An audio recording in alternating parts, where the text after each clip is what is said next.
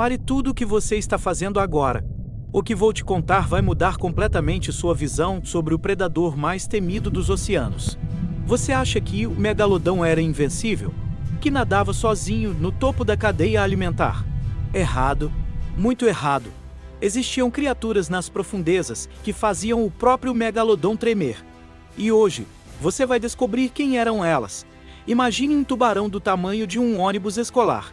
Agora imagine esse monstro fugindo. Sim, fugindo, porque algo ainda mais aterrorizante estava se aproximando. Essa é a verdade que ninguém te conta sobre o megalodon. Durante 20 milhões de anos, o megalodon dominou os mares. Suas mandíbulas podiam esmagar um carro como se fosse papel. Seus dentes, do tamanho de uma mão humana, eram máquinas de matar perfeitas. Mas aqui está o segredo. Ele não estava sozinho no topo. Vamos começar pelo mais brutal de todos.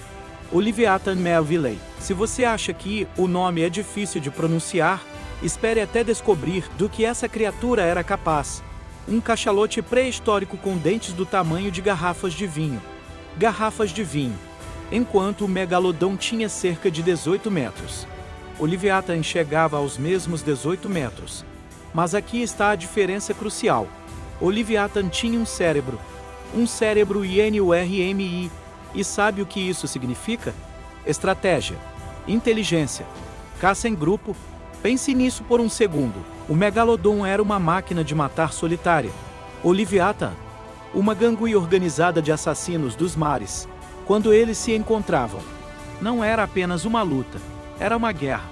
Os cientistas encontraram evidências de batalhas épicas, marcas de dentes em fósseis que contam histórias de violência inimaginável. O Leviathan não apenas mordia, ele arrancava pedaços. Sua mordida era tão poderosa que podia perfurar o crânio de uma baleia em segundos. Mas espere, isso é apenas o começo, porque havia outro inimigo que o megalodon temia. E esse vinha de baixo, o Basilosaurus. O nome significa rei lagarto, mas não se engane, essa criatura não era um dinossauro. Era algo muito pior, uma baleia primitiva com corpo de serpente e alma de demônio, com 20 metros de comprimento. O Basilosaurus era como uma anaconda gigante dos mares, flexível, rápido e absolutamente implacável.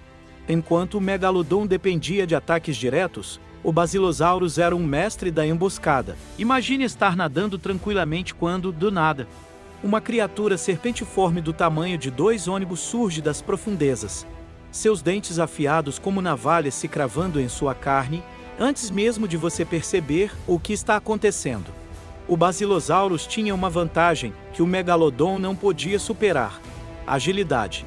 Em águas rasas, onde o megalodon ficava lento e desajeitado, o Basilosaurus dançava como uma serpente mortal.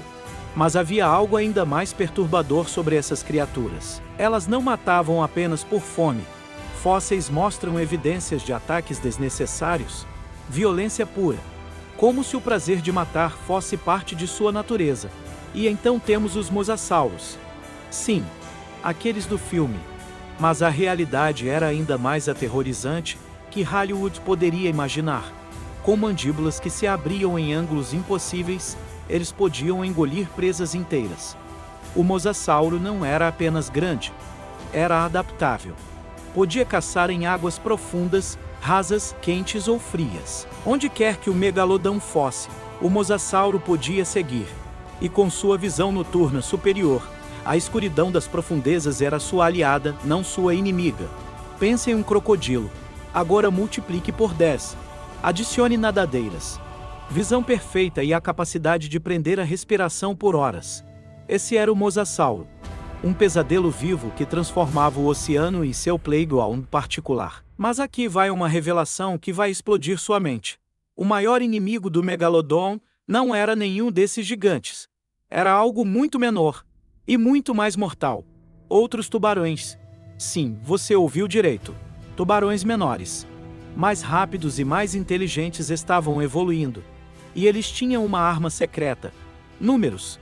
Enquanto o megalodon precisava de quantidades massivas de comida para sobreviver, esses tubarões menores podiam se adaptar, comer menos, caçar em grupo, sobreviver onde o megalodon morreria de fome. E aqui está o plot twist que ninguém esperava. Filhotes de megalodon eram vulneráveis. Extremamente vulneráveis. Para cada megalodon adulto, dezenas de filhotes eram devorados por esses predadores menores. Era um ciclo vicioso de morte.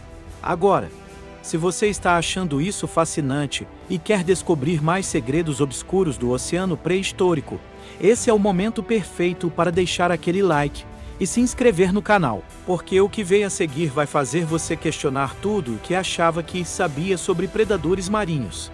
Voltando ao nosso gigante, o megalodon tinha outro problema. Um problema que nenhuma quantidade de dentes poderia resolver. O clima estava mudando, os oceanos esfriando, e com isso, suas presas favoritas estavam migrando. Mas outros predadores? Eles se adaptavam. Os Squalodon, por exemplo. Um golfinho pré-histórico com dentes de tubarão. Sim, você ouviu certo. Um golfinho com dentes de tubarão. A natureza às vezes parece ter senso de humor negro. O Squalodon era menor, mais ágil e infinitamente mais inteligente que o megalodon. Usava ecolocalização para caçar em águas turvas, onde o megalodon ficava cego. Era como comparar um tanque de guerra com um caça-ster. E então havia as orcas primitivas. Os ancestrais das orcas modernas já mostravam sinais de inteligência superior. Caçavam em grupos coordenados, usando táticas que fariam generais militares sentirem inveja. Imagine a cena: um megalodon solitário cerca uma baleia. Do nada, surge um grupo de orcas primitivas. Elas não atacam diretamente. Não. Elas torturam, mordem as nadadeiras, cegam os olhos, transformam o predador em presa. É brutal? Sim. É a natureza? Absolutamente. Mas o verdadeiro terror vinha de um lugar inesperado. Parasitas. Vermes pré-históricos que se alojavam nas guelras do megalodon, sugando seu sangue, enfraquecendo-o lentamente, transformando o rei dos mares em um gigante doente e vulnerável. Esses parasitas eram do tamanho de cobras. Cobras. Imagine ter dezenas deles se alimentando de você por dentro. Cada movimento uma agonia, cada caçada um tormento. O megalodon não morria apenas de fome. Morria sendo comido vivo por dentro. E havia mais. O helicoprion, o tubarão com serra circular. Uma criatura tão bizarra que os cientistas levaram décadas para entender como funcionava. Sua mandíbula inferior era literalmente uma serra giratória de dentes. Quando o helicoprion atacava, não mordia. Ele serrava. Como uma motosserra viva, despedaçava suas presas em segundos. Mesmo o megalodon, com toda sua força, não podia se defender contra um ataque tão único e devastador.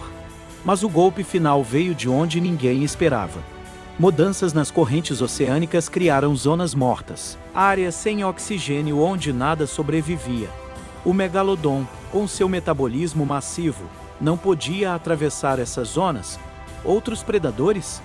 Eles encontravam rotas alternativas. Se adaptavam. Evoluíam. O megalodon ficava preso, isolado em bolsões de oceano cada vez menores, como um rei sem reino. E então veio a competição final. Os ancestrais do grande tubarão branco. Menores. Sim, mais fracos individualmente. Também. Mas eles tinham algo que o megalodon perdeu. Versatilidade. Podiam caçar em águas frias, sobreviver com menos comida, reproduzir-se mais rápido. Enquanto o megalodon precisava de condições perfeitas, esses tubarões prosperavam no caos. A ironia é dolorosa. O megalodon, o predador perfeito, foi derrotado não por uma criatura mais forte, mas por várias mais adaptáveis. É como ver um campeão de boas e peso pesado ser derrotado por um enxame de abelhas. Mas aqui está a verdade mais sombria de todas. O megalodon não foi extinto por seus inimigos, foi extinto por sua própria perfeição. Era tão especializado, tão adaptado a um tipo específico de vida, que quando o mundo mudou, ele não conseguiu mudar junto. Seus inimigos, eles evoluíram, se adaptaram, sobreviveram. Alguns deles ainda nadam em nossos oceanos hoje. Lembretes vivos de uma era em que até o megalodon tinha motivos para ter medo. O megalodon nos ensina uma lição brutal. No jogo da sobrevivência, não é o mais forte que vence, é o mais adaptável. E no final, o maior predador dos oceanos foi derrotado, não por garras ou dentes, mas pela implacável marcha da evolução. Da próxima vez que você olhar para o oceano, lembre-se, lá embaixo, nas profundezas esculturas, a batalha pela sobrevivência continua.